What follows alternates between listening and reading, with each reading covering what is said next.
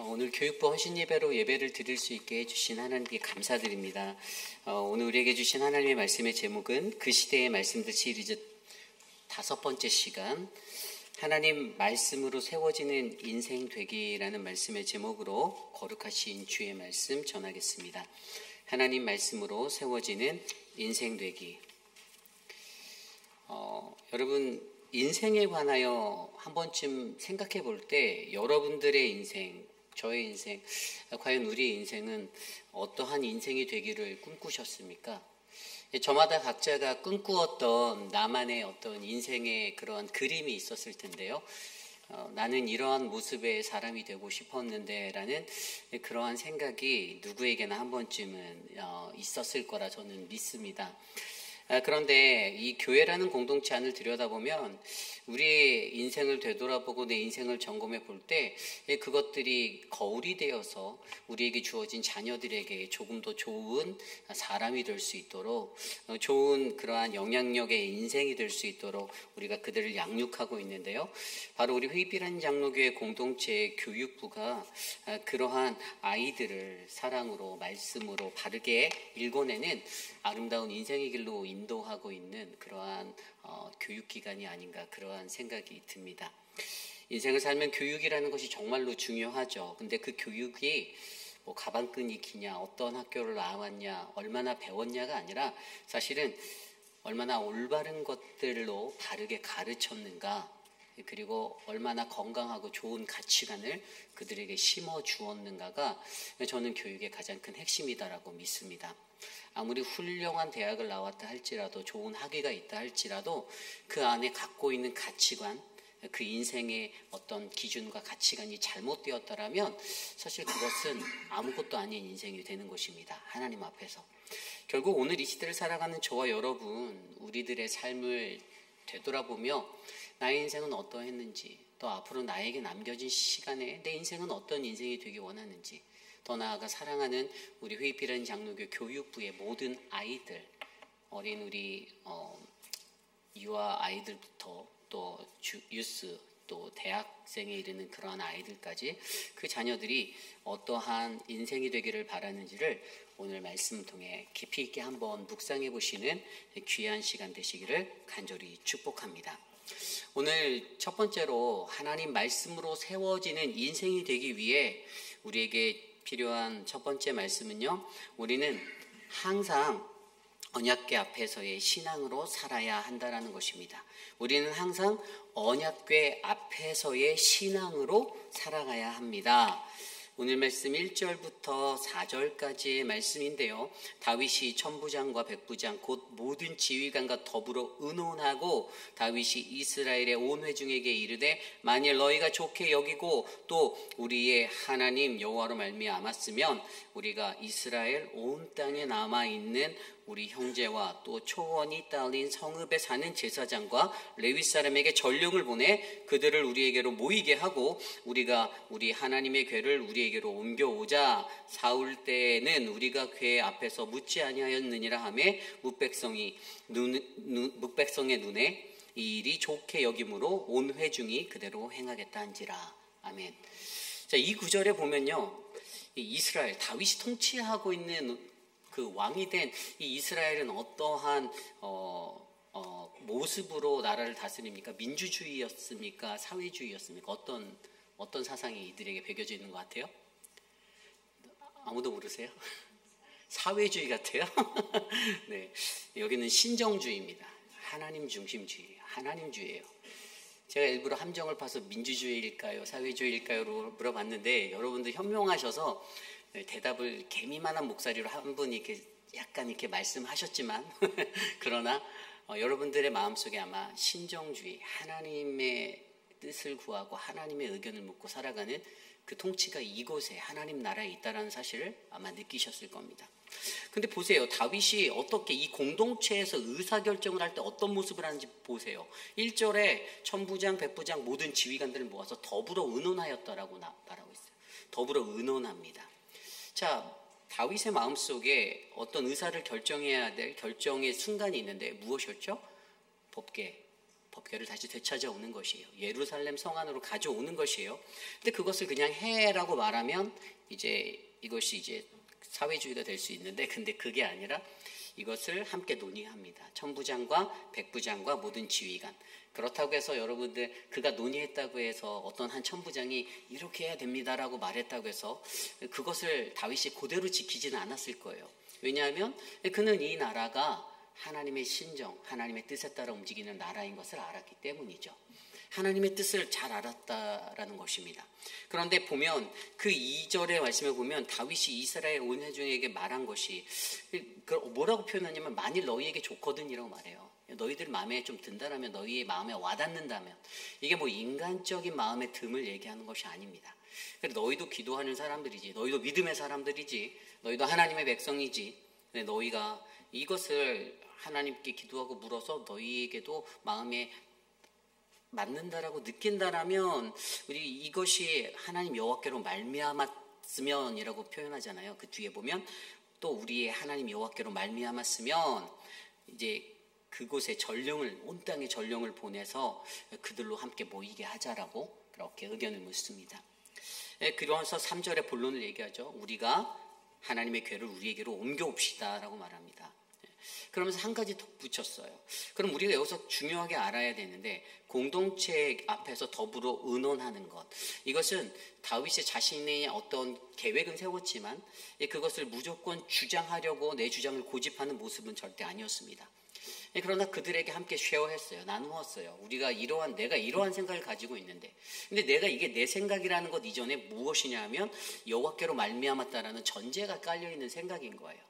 다윗이 기도했고 다윗이 왕이 되기 이전부터 마음에 품었었던, 그가 수많은 전쟁과 전투를 해가면서 헤브론부터 예루살렘으로의 그 도성을 옮겨오는 그 모든 순간까지, 온 이스라엘의 왕이 되어서 그 모든 것들을 이루는 시간까지 그의 마음속에 하나님이 주셨던 마음, 그래서 이곳으로 하나님의 법궤가 다시 있어야겠다라는 그 마음을 품었던 것을 표현한 거예요.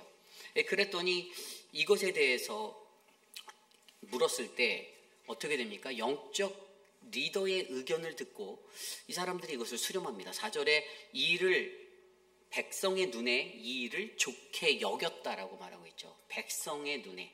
물론 그들의 눈이 영적인 눈인지 그냥 피지컬한 눈인지 구별할 수는 없으나, 물론 그들이 머릿속으로 이것저것 생각하고 계산하고 이것저것 앞뒤를 맞춰봐서 우리에게 합리적인가, 우리에게 최상의 것인가를 생각해 보았겠지만, 분명 그들은 자신들의 사리 판단으로 계산되고 측정되어진 그 결론을, 이 일을 좋게 여겼다라고 성경은 표현하고 있습니다. 그래서 온 회중이 그대로 행하겠습니다라고 하고 I agree with the opinion 하고 결론 내린 거죠. 자, 우리가 이 이야기들을 들여다보며 우리가 이곳에서 무엇을 발견할 수 있을까요? 저는 다윗이 가지고 있는 언변술이 하나 보이는데, 그것이 뭐냐면 이 성경적인 근거로 말미암아 그들을 설득하는 것을 보이는 거예요. 그것의 핵심이 뭐였냐면 3절 후반절에 나와 있는 사울 때에는 우리가 궤 앞에서 묻지 아니하였느니라 하메라는 그 근거가 보여요. 사울 때에는 이스라엘의 초대 왕이었던 사울 왕, 그런데 그가 이 법궤에 별로 신경 쓰지 않았던 인생이었어요. 물론 사울의 이야기, 이 사무엘상의 이야기들을 들여다보면 딱 한 번 법궤를 이리로 가져와라고 말한 적이 있어요. 언제였는지 아십니까? 사무엘상 14장에 보면, 그 이야기 속에 보면요, 이제 블레셋하고 전투를 하는데 계속 패하는 거예요. 패하는 거. 계속 패하는 그런 상황 속에서 이 전투에서 지다 보니까, 근데 그 마음이 들기 이전에 무슨 일이 있었냐? 어느 날 밤에, 어느 날에 자신의 아들 요나단과 그의 무기 든 자가 함께 블레셋 진영으로 나가요. 그냥 진영을 이탈해서 둘이 간 거예요. 요나단에게 불타오르는 열정과 어떤 마음이 왔어요. 내가 저들을 할 수 있다라는 그 마음으로 자기의 무기든 자를 들고 돌파로 들어갑니다. 그리고 물론 그곳에서 그가 그 많은 사람들을 싸워서 이기고 그가 살아남고 승리하게 돼요. 그런데 아침에 일어나서 진영을 점검하는데 진영을 이탈한 자가 있다는 거예요. 그 이야기를 듣고 사울왕이 막 마음에서 도대체 이 진영을 이탈한 자가 누구냐 하니까 요나단과 왕자님과 그의 무기든 자가 사라졌습니다. 블레셋 진영으로 간 것 같아요 라고 할 때 그들에게 가장 먼저 말했던 게 아이야에게 이르러서 말한 것이 바로 언약궤를 이리로 가져와라 라고 말했습니다. 물론 블레셋과의 싸움에서 이기고자 하는 마음도 조금은 있었겠지만 아마 지금 잃어버린 자신의 아들 요나단이 어디에 있는지 그가 그 소식을 알고 싶고 그 행방을 찾기 위한 그 마음에 그냥 언약궤를 빨리 이리로 가져와 라고 요청했던 것이었어요. 사실 여러분, 구약시대 때 언약궤는 어떠한 의미를 갖고 있었죠? 이 언약궤는요, 하나님의 임재입니다. 하나님이 이곳에 계신다라는 거예요. 그들을 광야로 이끌어서 40년의 광야 시간을 보낼 때에 하나님은 그들이 행군하는 그 광야의 행복 가운데 늘 맨 앞에서 언약궤를 먼저 보내셨어요. 그렇죠? 그리고 멈췄을 때는요, 그 언약궤가 중앙에 오고 동서남북으로 12지파가 나뉘어져서 사방에 진을 쳤습니다. 하나님이 그들 중앙에 그들과 함께 계신다라는 것을 그들은 알았어요. 그 언약궤는 늘 그들에게 계시의 하나님, 그들에게 말씀하시고 그들을 인도하시고 그들을 이끄시는 하나님 그 자체였습니다. 이것이 바로 이스라엘에게 담겨진 그 언약궤의 역사예요. 출애굽기 25장에서도 이 광야 시간에 그 성막을 짓는 그 자리에서, 그 성소를 짓는 그 자리에서, 그곳에서 뭐라고 말씀하셨냐면 출애굽기 25장 22절에 거기서 내가 너희와 만나고 속죄소 위 곧 증거궤 위에 있는 두 그룹 사이에서 내가 이스라엘 자손을 위하여 내게 명령할 모든 일을 내게 이르겠다라고 말씀하셨어요. 내가 너와 소통할게. 어디서? 그곳에서. 만남의 장소예요. 만남의 광장 같은 것이에요. 그러나 모든 일을 만나는 것이 아니라 제사장을 통해서 만나 주셨죠. 그들에게 말씀하셨고 그들을 인도하셨고 광야의 그 시간을 지나갈 때 항상 그 언약궤는 맨 앞에서 행진하고 이스라엘 백성들은 그것에 인도하심을 받아 따라가고 주님이 우리와 함께 하신다라는 그 평안과 안위함을 가지고 그들이 삶을 살았던 것입니다. 결국에 이 언약궤는요, 이스라엘 백성들에게 하나님과의 만남의 장소, 좀 더 깊이 있게 말해서 오늘 3절 후반부에 나와 있었던 대로 사울이 언약궤에게 그 궤 앞에서 묻지 아니하였던 것, 이것이 핵심인 거예요. 하나님과의 만남의 장소, 가장 다윗이 강조하고자 했던 건 하나님께 묻는 것이 중요합니다였어요. 하나님께 묻지도 않고 하나님께 한 번도 물어보지도 않고 내 마음대로 하는 거, 교육부 안에서도 그런 일들이 일어날 수 있습니다. 제가 하는 목회 현장에서도 이런 일들이 저에게도 일어날 수 있어요. 그래서 여러분, 기도하려고 하는 거예요. 새벽에 왜 나와서 제가 기도를 하고 왜 그렇게 살아가는가 하나님께 물어보는 거예요. 어떻게 해야 하는지. 많은 사람들에게 공동체의 영적 원리로 작용되어져야 하는 것은요, 우리가 하나님의 말씀으로 세워지는 그 인생이 되기 위해서 우리에게 필요한 것은 우리는 항상 이 하나님의 언약궤 앞에 신앙으로 살아가야 한다. 내가 묻겠다라고 물어보는 거예요. 그러니까 감정적으로 순간적으로 벅차오르는 그것으로 내 생각을 컨트롤하고 내 감정을 드러내기 이전에 정말 이것이 하나님이 원하시는 것일까?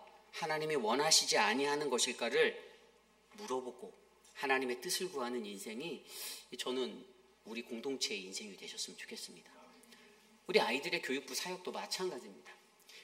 유스에는 미스 암스트롱이 있고요. 주일학교에는 유중은 전도사가 있습니다.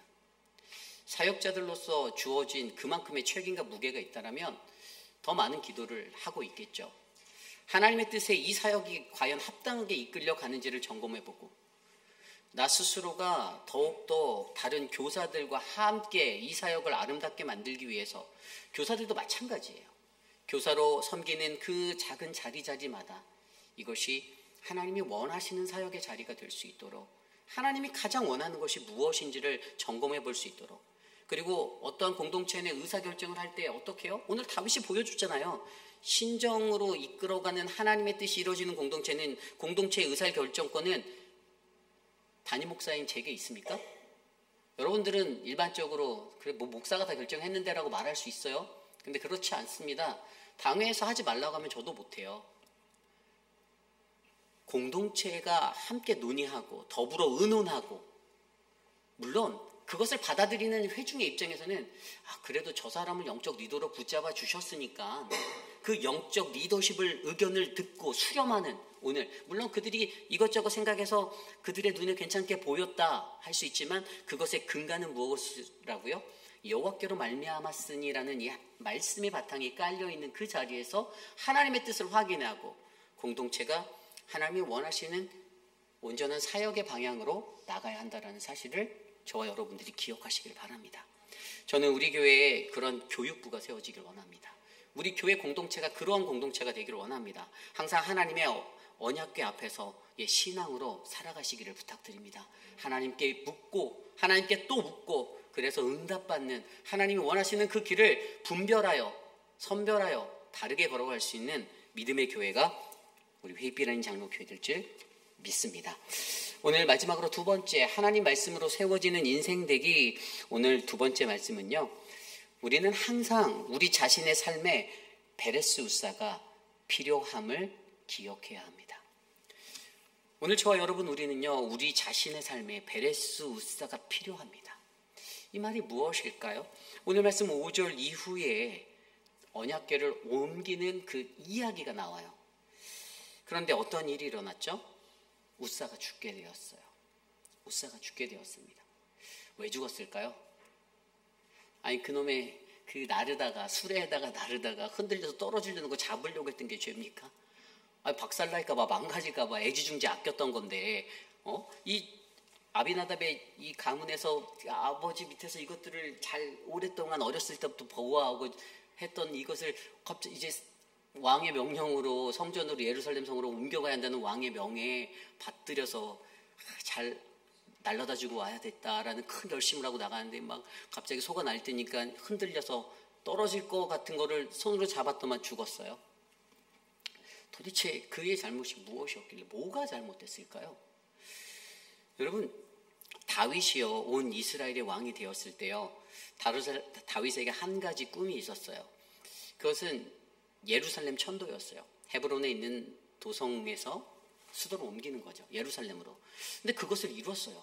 그런데 그 꿈이 이루어지자 거기서 멈추지 않고 그의 마음속에 가장 깊이 새겨진 한 가지 꿈이 무엇이었죠? 언약궤를 가져오는 것이었어요. 오랜 시간 동안 그들과 함께하지 못했던 그 언약궤를 되찾아오는 것이 바로 그들에게 필요했습니다. 우리가 사무엘상 4장의 이야기를 보면요. 이 늘 블레셋과 이스라엘의 관계가 천적과 같은 관계. 제가 전에도 앞선 얘기에 블레셋은 이 세상의 가장 큰 힘의 그런 표시라고 얘기했잖아요. 그런데 그들과의 전쟁에서 이스라엘이 지는 거예요. 패하는 거예요.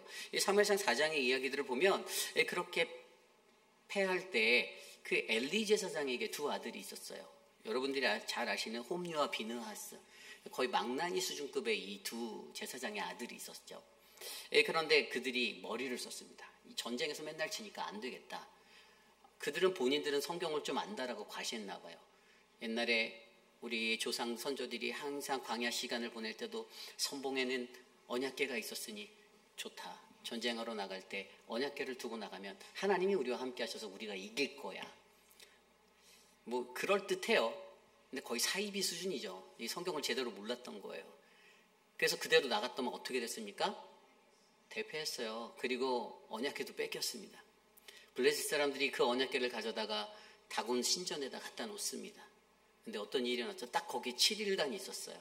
7일 동안 난리가 났습니다. 다곤 신상들이 다 박살이 나는 거예요. 그리고 거기에 독종이 있어서 많은 사람들이 죽게 되었어요. 블레셋 사람들이 그 언약궤를 어떻게 합니까? 돌려보냅니다. 돌려보내요. 그때 돌려보내는 그 언약궤 앞에서 베세메스로 이제 돌려보냈는데 그런데 베세메스 사람들이 그 언약궤를 맞아서 딱 들여다보고 호기심이 생겨서 들여다봤는데 그 사람들도 죽었어요. 성경에 나와 있는 이야기예요. 근데 그 사람들도 죽었습니다. 그리고 결국에는 그 궤를 어디로 보냐면 기다려야림으로 보내죠. 그게 어디냐면 오늘 아비나답이 있는 그 집이에요. 아비나답의 이 작은 성소 같은 이 시골의 어떤 지방의 작은 제사장으로 살고 있는 그의 집으로 보냈는데 그의 집에 아까 말씀드린 아비나답과 비느하스와 홈리가 있었던 거죠. 그런데 여러분 이때 여러분들 이 집에 보관되어 있었던 그것을 이제 다윗 왕이 찾아오겠다라고 오늘 하는 거예요. 내가 이제 그 집에 오랜 시간 그 아비나답의 집에 있었던 것을 내가 이제 예루살렘 다윗의 이 성전으로 가져오겠다라고 결단해서 사람들을 보냈는데, 그런데 갑자기 소가 날뛰고 난리가 난 거였습니다. 앞서서 설명드린 대로 도대체 무엇이 문제냐는 거예요. 언약궤를 예루살렘의 성으로 옮겨놓겠다라는 다윗의 마지막 어떤 큰 어떤 그림의 꿈이 있었는데, 소망이 있었는데, 내가 이것을 이루어야겠다라는 그 기도가 있었고 많은 것들을 했는데 이 일들이 터지게 된 거예요. 오늘 이야기 속에 이 사건이 터지게 된 거예요. 그렇다면 오늘 도대체 이것에서 우리에게 주시는 하나님의 말씀이 무엇인가? 저는 무엇이 잘못됐나 이것을 살펴볼 때 두 가지의 잘못이 보여요. 첫 번째 잘못은 우리에게 하나님의 방법으로 일해야 한다는 것을 말씀하시는 거예요. 하나님의 방법으로. 아까 제가 설명드렸죠. 도대체 괴를 만진 것이 뭐 떨어지려고 한 거 잡은 게 무슨 잘못입니까? 반사신경, 운동신경이 뛰어난 그가 손을 대서 막았는데 잘했다. 상을 줘도 못마땅할 판에 상은 안 주고 확 죽여버리시는 하나님. 그런데 민수기 4장에 보면 성경에서 법궤, 언약궤를 다루는 방법에 대해서 구체적으로 설명해 주셨어요. 그것을 이동하려면요, 고핫 자손의 손에서 움직여야만 합니다. 그리고 사람이 법궤에 손을 댈 수 없었어요. 이것은 거룩한 하나님의 성물이다 해서 그것을 건들지 못하게 하셨어요. 사람의 손으로 만지면 안 된다? 그리고 정해진 사람들, 고핫 자손을 통해서 그 궤에 부착되어져 있는 그 고리에 막대기를 끼워갖고 그렇게 해서 그 사람들이 손수 들어서 이동하게 만들었던 것이었어요. 하나님이 주신 방법이에요. 그런데 우리에겐 수레가 있네. 야, 가져와, 올려서 끌고 가게. 방법이 잘못됐어요. 방법이. 최신, 예전에 없었던 수레 요즘은 이렇게 소에다 해서 끌고 갈 수 있으니 가자, 옮겨가자. 싣고 갔던 걸까요? 아니에요. 그냥 그들의 방법이 잘못됐다라는 거예요. 공동체의 사역에는요, 언제나 좋은 목적의 사역들이 많이 열립니다. 우리 교회도 수많은 사역들을 합니다. 바이블 아카데미부터 시작해서 노방전도 저희 교회도 정말 귀한 사역들 많이 일어나고 있어요. 교육부 안에서도 다음 주에 있을 BBS부터 시작해서 여름에 부모님들과 함께하는 어떤 수양회도 있고 아이들과 보내는 시간도 있고 여러 가지 프로그램이 많아요. 다 좋은 목적을 가지고 일을 하겠죠. 그런데 일을 하는 과정이 굉장히 중요하다는 것에 대해서 설명하는 거예요. 어떠한 방법으로 일할 것인가에 대해서 얘기하는 거예요. 그 목적이 잘못된 수단과 방법으로 이루어질 때 그것은 실패하게 된다는 것에 대해 설명하는 것입니다. 하나님이 원하지 않으신다라는 것이에요. 그러한 모습을요.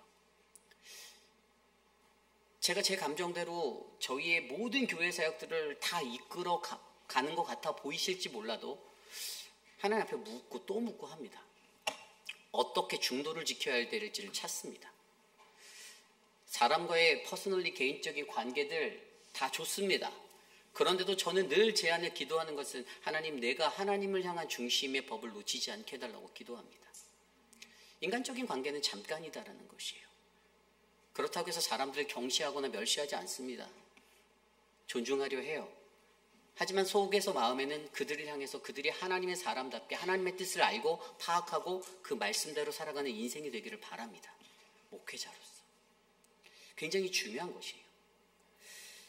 우리가 어떤 일을 한다 할지라도 나의 목적을 이루기 위해서 하나님의 사역이 이용되어진다거나 나의 편의를 위해서 내가 그것을 하게 되는 것은 그것은 하나님이 절대로 기뻐하지 않으신다는 방법론을 우리에게 가르쳐주고 있습니다. 무엇을 하든지 하나님 앞에 묻고 또 묻고 하나님의 방법, 하나님께서 말씀하신 방법에 맞춰서 운영할 수 있는 그 공동체의 원리가 저는 저와 여러분들 우리 안에 넘쳐나기를 간절히 소망합니다.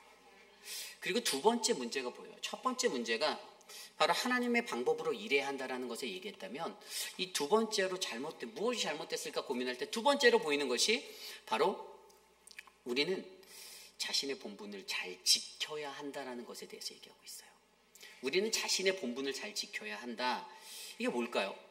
웃사가요, 자기의 힘으로 일을 하려고 하였던 것을 하나님이 치신 거예요. 웃사가 내 힘으로 하겠다라는 것으로 이것을 감당했던 것에 대해서 하나님이 그를 쳤어요. 어떻게 하냐고요? 사무엘하 6장 7절에 이 사건이 동일하게 나와 있는 말씀에 6장 7절에 여호와 하나님이 웃사가 잘못함으로 말미암아 진노하사 그를 그곳에서 치시니 그가 거기서 하나님의 곁에서 죽었다라고 표현하고 있습니다. 뭐라고 말했냐면 웃사가 잘못해서라고 말해요. 웃사가 잘못함으로. 영어 성경으로 봤어요. ESV 영어 성경에 because of his error라고 되어 있어요. NIV 성경도 찾아봤어요. 그랬더니 irrelevant act라고 해서 이게 뭐냐면 적절하지 않은 행동이에요. 굉장히 자신에게 무언가 잘못된 잘못 학습되어지고 잘못 습성되어진 그 몸에 배겨진 행동들이 있어서 웃사가 잘못했는데 그게 뭐냐? 근데 웃사가 한 거는 붙잡다밖에 없었어요. 오늘 말씀에도 보면 흔들리는 떨어지는 개를 붙잡다. 아니 딱 하나 동사에서 붙잡은 거밖에 없는데 붙잡은 게 뭐가 잘못인가? 붙잡은 게 잘못이에요. 히브리어 원어 성경으로 붙잡다라는 단어는 아하즈라는 단어입니다. 아하즈. 근데 이 단어는요 그 안에 소유라는 것들이 담겨져 있는 붙잡음이에요. 맨 처음에 이 집에 가게 되었을 때 아비나답이 집에 가게 되었을 때 사무엘상 7장 말씀에 보면 7장 1절에 그 아들 엘르아사를 거룩히 구별하여서 그 궤를 지키는 사람으로 궤를 지키게 하였다. 그렇게 세웠다. 지켰다라고 되어 있어요. 하나님이 그들에게 주셨던 본분은 지키는 자비였어요. 지켜였어요. 물론 지킬 때 이거 내 거야 라고 지키면 목숨 걸고 지킬 수 있겠죠. 그런데 지키다라는 그 본분은요 그냥 잘 지켜내고 하는 거예요. 그런데 여기서 선을 넘어버린 거예요. 선을 넘게 되니 어렸을 때부터 자기 집안에서 보고 자란 이 법궤가 우리 집 물건처럼 그가 느꼈을 수도 있어요. 그래서 붙잡았다라는 이 아하즈라는 히브리어 단어가 그가 소유의 개념을 담고선 그것을 잡았다라는 것을 의미하므로 하나님이 그것으로 말미암아 이것이 바로 웃사가 잘못함으로 말미암아로 표현되어진 거예요. 그의 마음에 담겨 있었던 그 교만, 겸손하지 못함. 여러분 인간에게 이 마음이 드는 거예요. 내 거야 라는 생각이 순간 들어온 거죠. 신앙생활 하다가도 교회 생활 하다가도 이 교회 내 거야 라고 생각하면 좋아요. 내 거면 너무 좋죠. 주인의식으로 교회를 섬기고 사랑하고 도가 지나치면 어떻게 되죠? 내 거야가 되니까 자기 권리, 주인의식이 너무 과해서 대접받으려고 하는 그 망상에 이르게 된다는 것이에요. 공동체를 이게 한 끗 차이예요. 한 끗 차이. 생각은 한 끗 차이예요. 안 그럴 것 같죠? 여러분들은 안 그럴 것 같으십니까? 그럴 것 같아요. 제가 부목사로 있을 때에도 언젠가 지금은 이렇게 비천한 모습으로 열심히 일하지만 언젠가 나도 담임이 될 거라는 꿈도 저도 꿨거든요. 그리고 담임 목회가 되면 내가 담임이 돼서는 제 부목사 때는 저 교회 화장실 청소도 했었거든요. 그 팬데믹 때. 왜냐면 청소하는 분도 못 오니까 화장실을 치워야 되는데 누가 치워요? 그럼 뭐 제가 갖고 담임 목사님 화장실 좀 치우시죠 말할 수도 없잖아요. 그냥 제가 치우는 거죠. 강당도 가끔씩 닦고 그냥 하는 거죠. 그런데 그런 일들을 제가 매번 하면서도 제 속으로 내가 담임 목사 되면 절대 안 할 거야 라고 제가 그랬을까요? 내가 그것을 붙잡으려 해서 내 소유로 가졌으면 아마 그랬을 거예요. 여러분 저는 우리 교회에 저는 여러분들 지키러 온 겁니다. 저는 붙잡으려고 오지 않았어요. 저는 우리 교회를 소유하려는 마음이 1도 없습니다. 하나님 내게 주신 나의 본분은 지키는 거예요. 여러분들이 탈선하지 않게 우리 교회가 건강한 길을 걸어가게 우리 교회의 주일학교, 유스, 교육체, 공동체가 바르게 말씀을 가르치고 사랑으로 하나님의 사랑으로 은혜로 아이들을 양육해낼 수 있게 저는 지켜내는 거예요. 그것들을 여러분들에게 권면하는 겁니다. 그게 바로 저의 역할이라는 거예요. 여러분 우리가 잘 아는 유진 피터슨이 이런 말을 했어요. 수세기 동안에 걸쳐 그리스도인들이 이 웃사의 죽음에 많은 이유를 둔대요. 왜 죽었을까? 궁금증을 둔대요. 그런데 공통적으로 반복되어져서 그들에게 드러나는 한 가지 주제, 통찰력에 의한 한 가지 주제가 바로 하나님을 향한 관리 책임자로서의 그 선을 넘게 되어 버렸다라는 거예요. 내게 주신 책임의 관리라는 것이 있는데 내게 주신 본분을 넘어버려서 선을 넘게 되었다. 내가 소유하려 하였다라는 그 마음으로 인간이 바벨탑의 욕심으로 쌓았던 그 도성이 사람에게 새겨졌다라는 것이죠.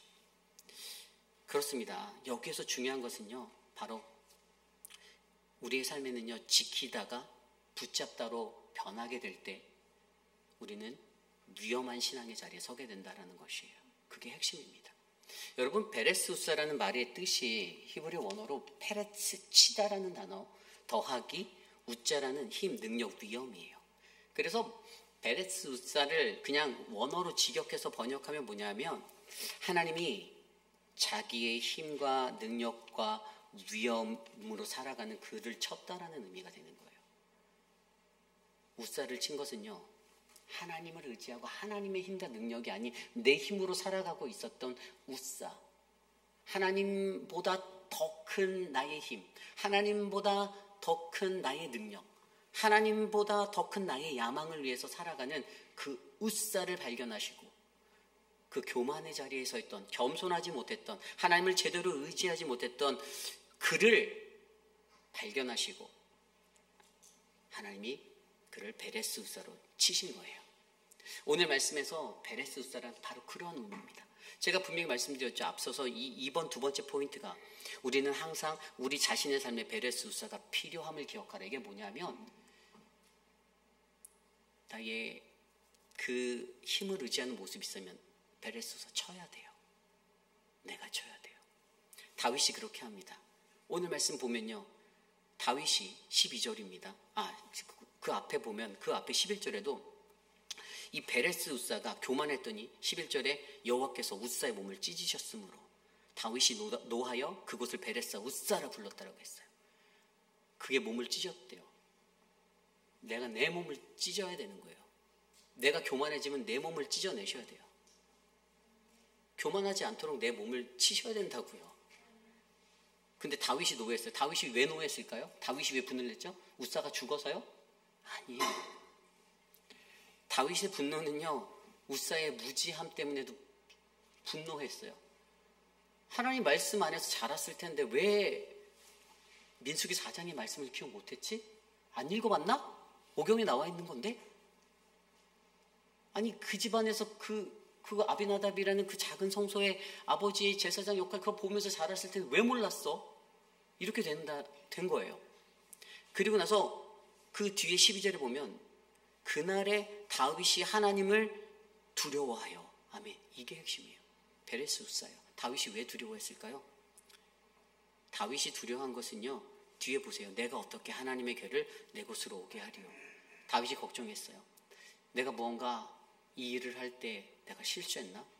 하나님의 방법대로 하지 않았나? 점검했어요. 무서웠어요. 그래서 다윗이 자기를 치는 거예요. 자신을 베레스우사 하는 거예요. 그래서 그것을 가던 것을 어떻게 합니까? 모든 것을 멈추고 가던 그 궤가요, 진행하던 것을 멈추고 오벳에돔의 집으로 들어가게 되는 일이 일어나죠.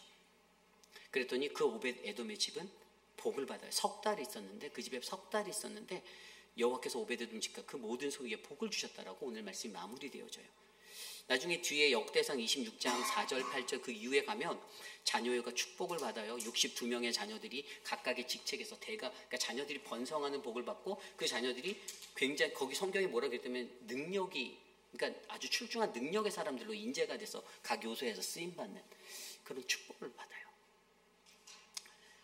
베레스우사의 의미는 바로 이런 것이에요.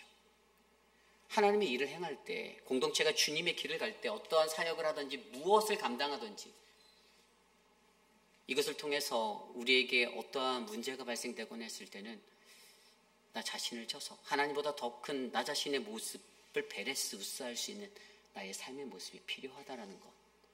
그리고 그것으로 말미암아 어떻게 해요?